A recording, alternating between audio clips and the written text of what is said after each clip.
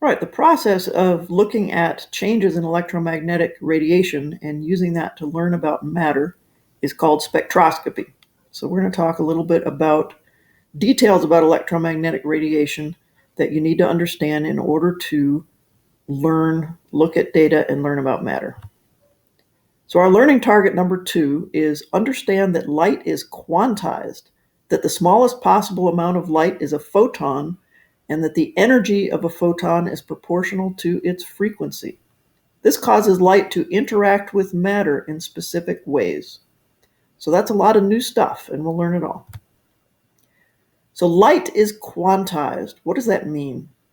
We began this chemistry course with the idea that matter had a smallest possible amount, which we called a particle. That matter could only be divided up to be so small.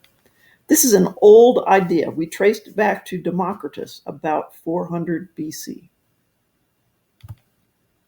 It was not until the 20th century that Albert Einstein recognized that some phenomena could be explained if light, like matter, had a limit to how far it could be divided. The smallest possible amount of light is called a photon. A photon is a particle of light. Quantized describes anything that is made up of a smallest possible piece. It is not continuous. Both matter and energy are quantized. Synonyms for quantized are particulate and discrete, made up of basically small particles, particles of matter, particles of light. The general name for the smallest piece of something is a quantum. Plural is quanta. It's from the Latin. Quantum examples. One quantum of light is a photon. One quantum of electrons is one electron. Other things are made up of quanta.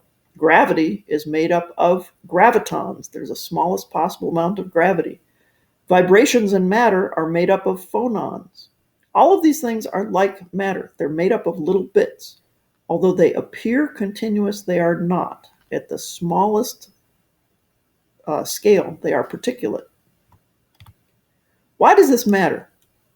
Light and all of these other things, including electrons, acts like both a particle and a wave. This is called wave-particle duality. When energy interacts with matter, it does so one quantum at a time. Matter can absorb, take in, or emit, give off energy. When matter absorbs energy, one particle somewhere in that matter absorbs one photon, and the particle's energy increases by an amount equal to the energy of the photon. When matter emits energy, one particle somewhere in that matter emits one photon, and the particle's energy decreases by an amount equal to the energy of the photon. This diagram tries to show that. The waves with the arrows pointing away indicate that photons are being given off. The biggest change in energy emits the highest energy photon. Blue is the highest energy color of visible light. The intermediate difference in energy emits the intermediate energy light, which is green. The smallest difference in energy emits the lowest energy photon, which is red. And this kind of shows that the blue has a shorter wavelength, green has a medium wavelength, and red has the longest. Short wavelength is high energy, long wavelength is low energy. Recall this video we saw introducing electron energy data. It said high intensity light at long wavelength cannot cause electrons to be ejected from a solid surface. But low intensity light at shorter wavelength can. It's the wavelength and not the intensity that counts. High intensity light contains a lot of photons, but matter interacts with energy one photon at a time. It is the energy of the photon that counts, not how many there are. Electrons are ejected only if the energy in one photon is high enough. Shorter wavelength light contains higher energy photons. What this means for us: matter absorbs or emits light only at specific wavelengths. Therefore, we can learn about matter by looking at light that has passed through matter to see what wavelengths are missing. So this light passes through matter, and then we put it through a prism or a grating to spread out the colors. And in this top picture, you see some black lines where there are some wavelengths of light missing. Or if we look at the emission spectrum, this lower one, we look at what wavelengths are given off. And then we see just a few bright lines that are the actual light given off by the matter. This is spectroscopy, studying matter by looking at radiation that has interacted with the matter. There are many types of spectroscopy, enabling scientists to study many aspects of matter and chemical reactions.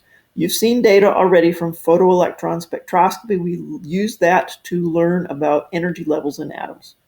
Other types are used to identify unknown chemical compounds, image the inside of a patient's body in medicine, and determine what elements and compounds are present on planets and in interstellar space.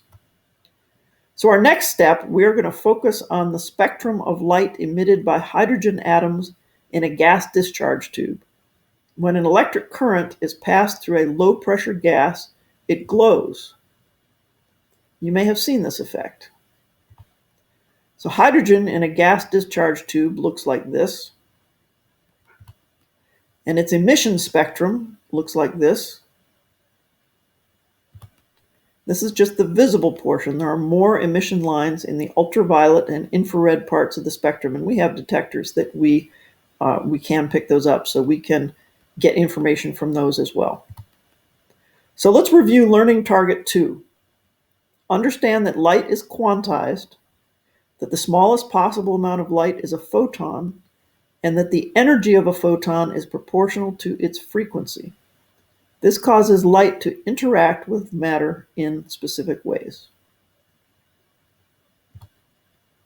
Our next step is to examine why the hydrogen emission spectrum looks the way it does. What is going on with hydrogen that it can only give off a few, very precise amounts of energy?